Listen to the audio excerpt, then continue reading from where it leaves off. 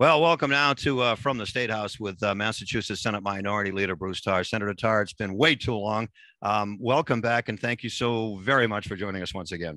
Well, thank you, Rick. I'm delighted to be here, and I've missed our conversations, but I'm glad we're back on and glad to be talking with you. And I'm actually on Cape Ann today, and it's such a beautiful day around us. It is. So everything's good. It is. And a couple of reasons we haven't been able to do it, but we won't allude to those. We don't need to. Glad to be back. And I guess we have to start with number one is the budget, Senator. Well, no doubt about it, Rick. And, you know, we haven't talked in a few weeks, but we're actually talking now at one of the busiest times of year on Beacon Hill. And as I said to you off the air, it's definitely the most intense time for us as legislators because we're trying to put together the state budget for the coming fiscal year.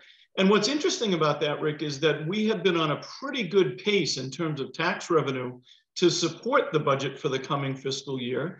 And as we got into the end of March and the beginning of April, we had some interesting things happen, but we were still about $73 million ahead of our benchmark. So we were in relatively good shape, and we actually expected April to be a good tax month. And so we thought we'd have even more revenue than that. But something else happened in April that we knew was going to happen, but we didn't know exactly when, and we didn't know the extent of it. And that was some folks using a particular tax mechanism that we created called pass-through entity tax credits.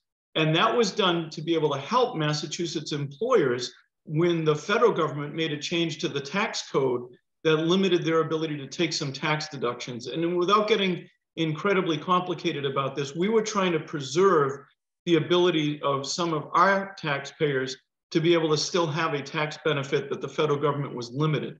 So we knew those credits were out there, but we didn't put a time restriction on when they could use them. And in April, they used quite a few of them. And there was also a downturn in our capital gains revenue. And the combination of those two things left us about $1.8 billion less than where we had thought we might be with our consensus revenue estimate. But here's the interesting part, Rick. Because those were the two places where the shortfalls came, the use of pass-through entity tax credits and capital gains tax revenue, there is not as much of an impact on the state budget as you might think, because most of the capital gains tax goes into the stabilization fund. It does not get spent in the state budget per se.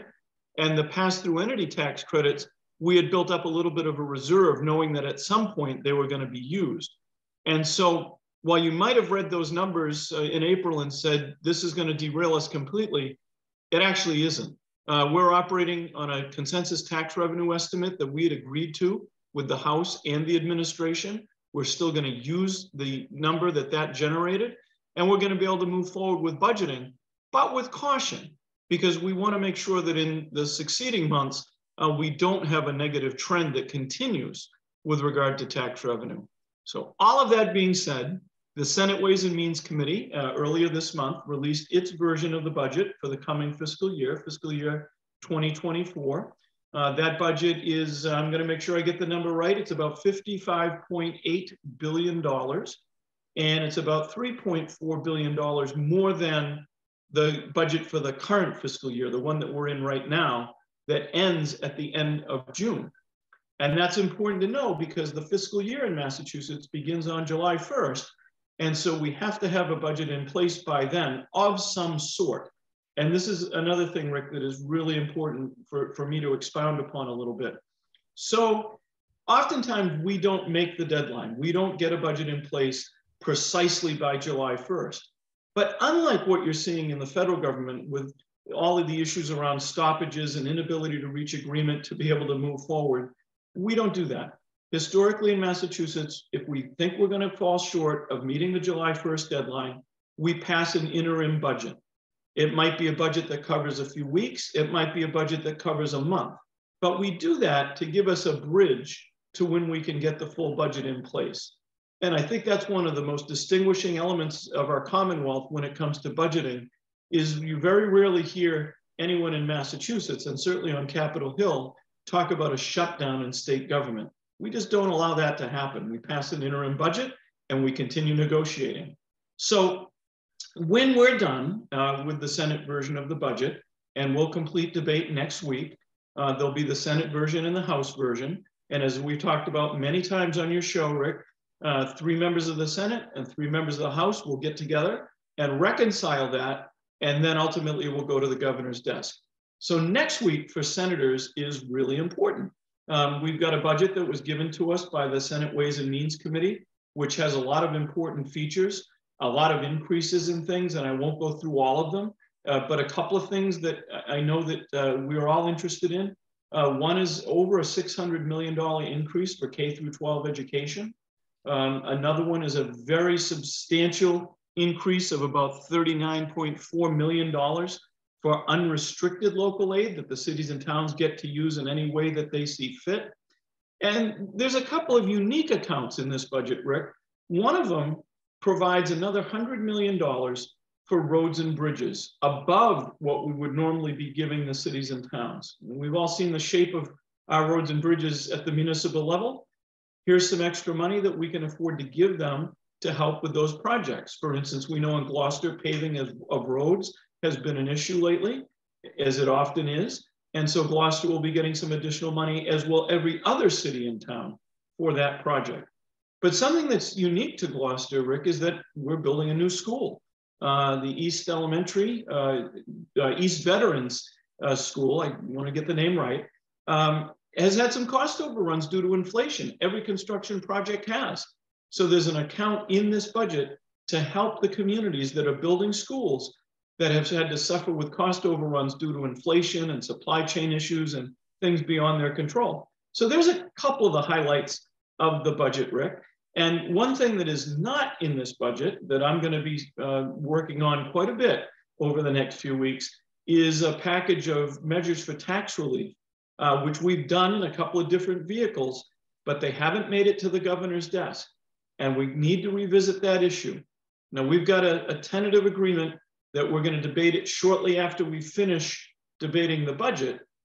But I'm going to be there to continue to remind folks that as important as it is to spend on these important priorities that I've just outlined, it's also important to help the average taxpayer be able to weather the storm of high inflation, the high cost of housing, the high cost of energy, and the high cost of government. So many good things in this budget, a few things that are left out that we need to address. And I should point out, Rick, that senators filed about 1,050 amendments to change the budget. I filed 75 of those. It's not unusual that I filed the most amendments because I wear 2 hats. I'm representing 19 communities in the 1st Essex and Middlesex district, but I'm also representing my party and the agenda for fiscal responsibility and investment in priorities that we think are important. And at the end of the day, in the Senate chamber next week, we'll find a way to work through all of these and get to the kind of result that people in Massachusetts deserve. You answered about 25 questions that I was going to ask, so I don't have to do that. Thank you so much. Oh, that was great. Senator, I know that we're under a time constraint. Can you give me a quick update? I know that you visited Salisbury Beach. You've been very much involved in that.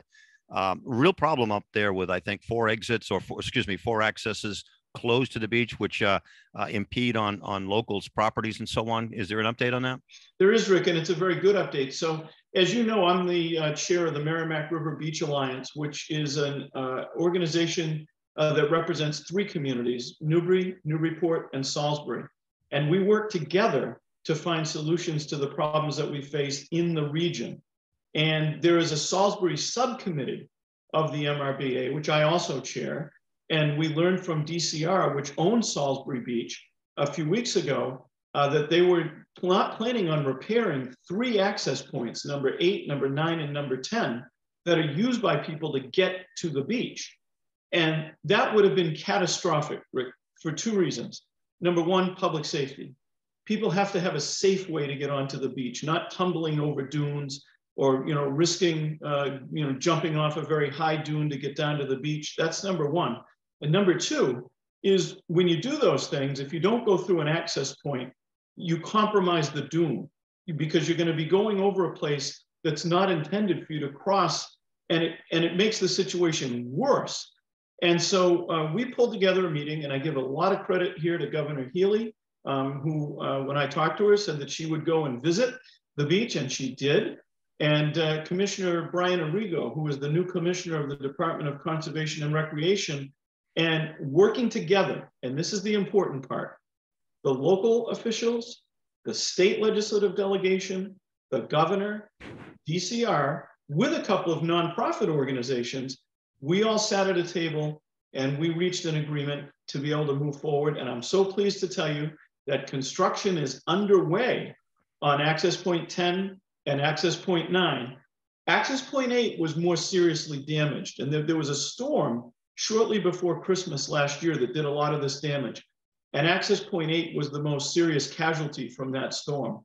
That's going to take a little bit longer, but we're working on the design and the permitting. That one actually has to be removed completely and replaced. So those three things are underway, those three access points. And there's a bigger plan that we worked on and presented it to the administration to repair a lot of the dune damage that's occurred.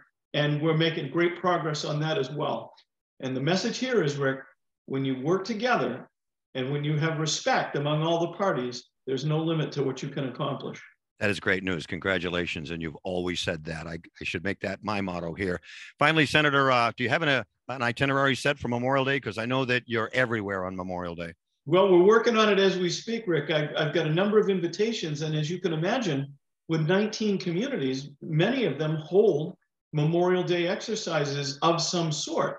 And the difficulty always is they're usually clustered right around the same part of the day, starting in the morning and running till about midday. So I'm going to be attending many of those. My chief of scheduling and I are working right now to figure out the logistics to see if I can get to as many as I can. I'm going to try to get to at least 5 of them.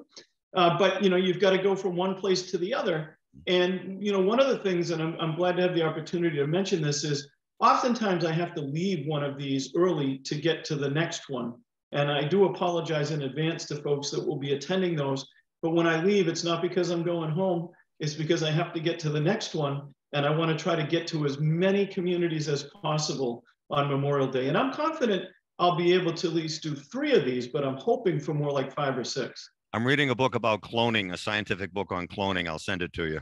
I would appreciate that. Thank you.